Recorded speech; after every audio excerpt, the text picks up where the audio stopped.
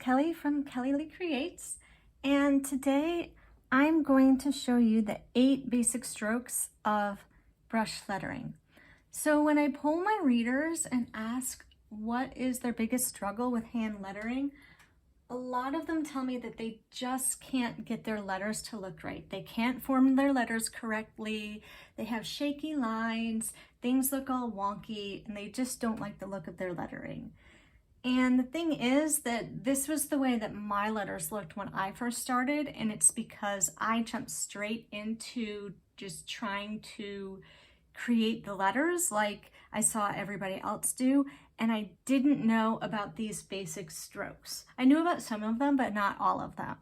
And so with the basic strokes, there are 8, and you need to master them in order to make your letters look good. And once you master these strokes, it'll make forming your letters so much easier. So today I'm going to go over the 8 different strokes.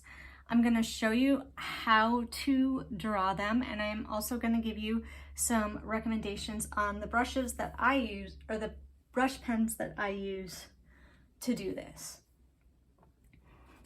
So I use Tombow pens.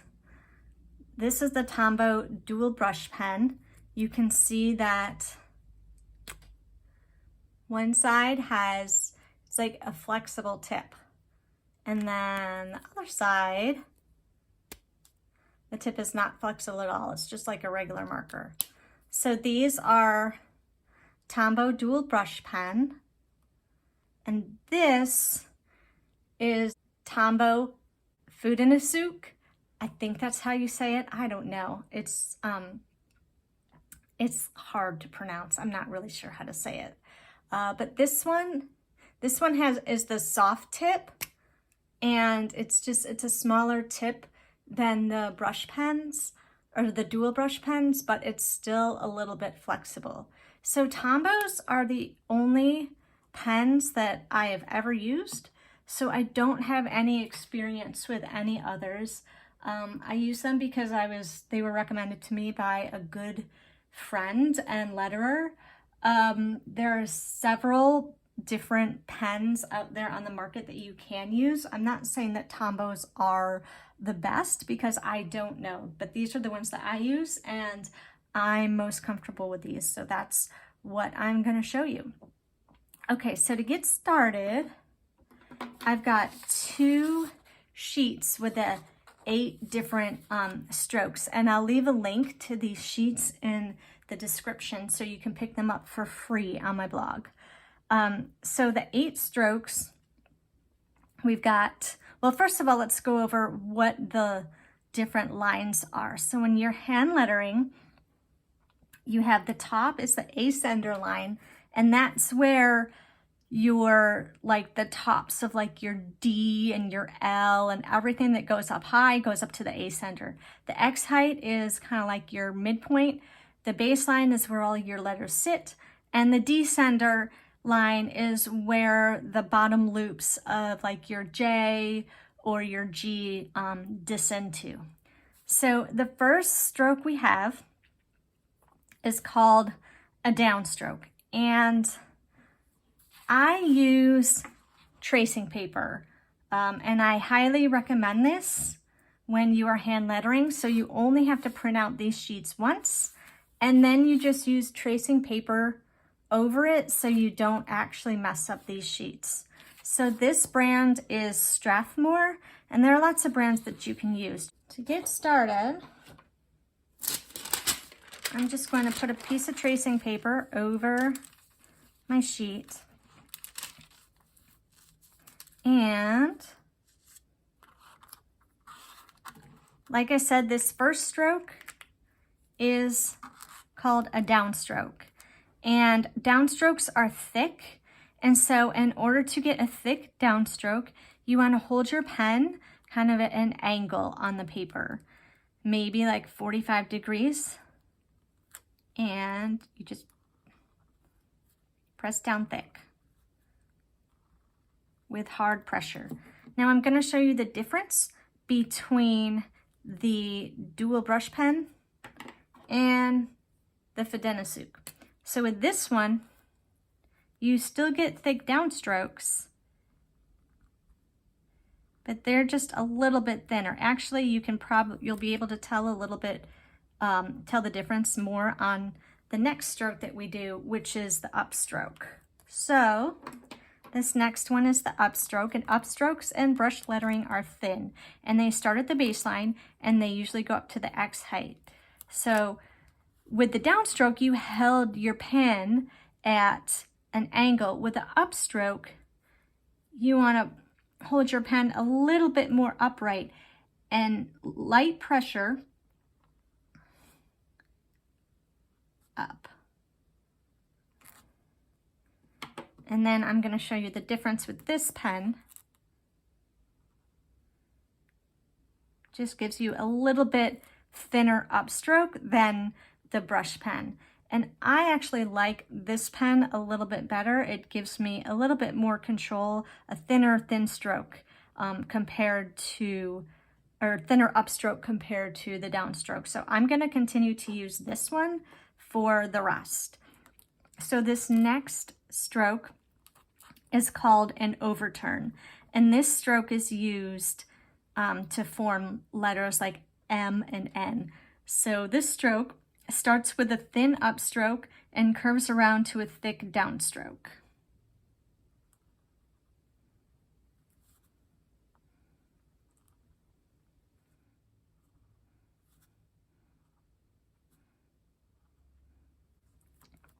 The next stroke is called an underturn, and it's the exact opposite of this. It starts out with a thick downstroke and transitions into a thin upstroke.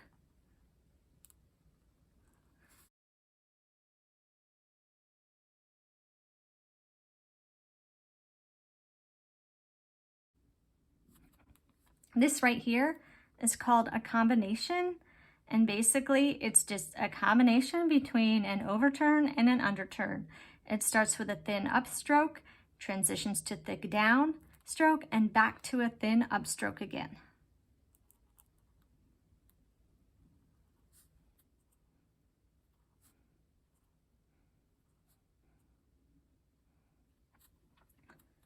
So this next one is an oval, and with the oval, we're gonna start at like the 1 o'clock point, like right here. And you start at 1 o'clock, and it's a thin upstroke to the left, and then with thick downstroke, and then thin again, and you close it. And this is the foundation for letters like A and D and C, and obviously O.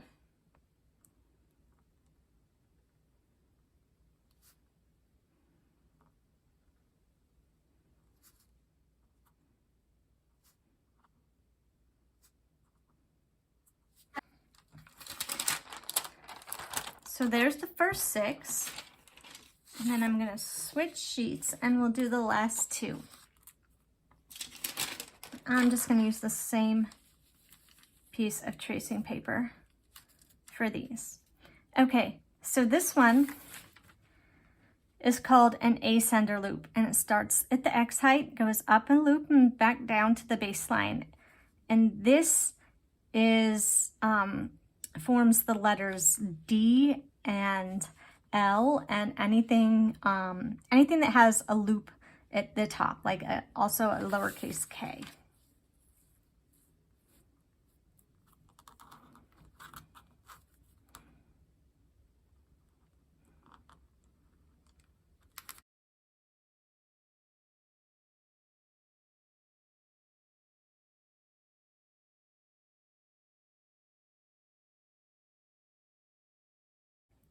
All right, now this last one is called a descender or descending loop. And this is the formation for like a J or a lowercase g. And it's a thick downstroke followed by a loop and a thin upstroke back to the baseline.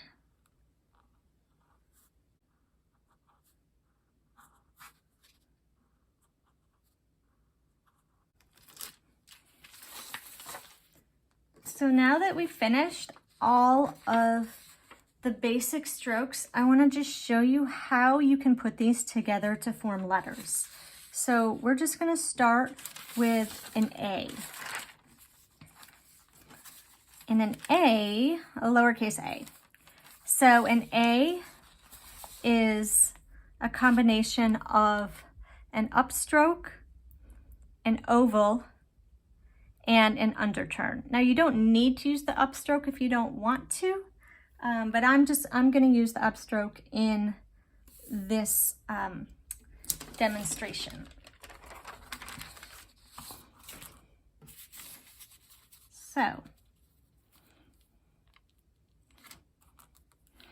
So for an A, we have a thin upstroke, and this is if you're leading into the A from another letter, and then the next thing we do is an oval. So you start at 1 o'clock and go up and around. And then the final stroke of the A is an underturn. So you start at the top, and it's thick down and underturn into thin.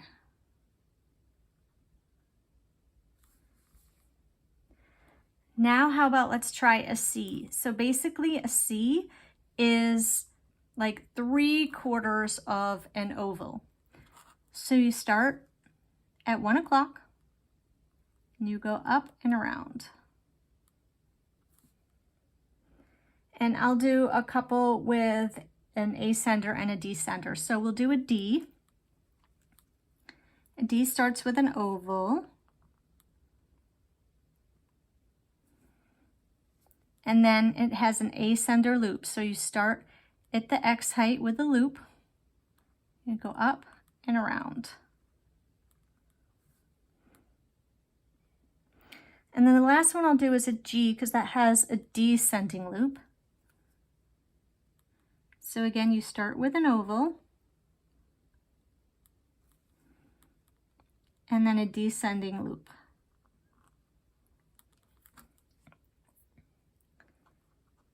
So I hope you found this tutorial helpful.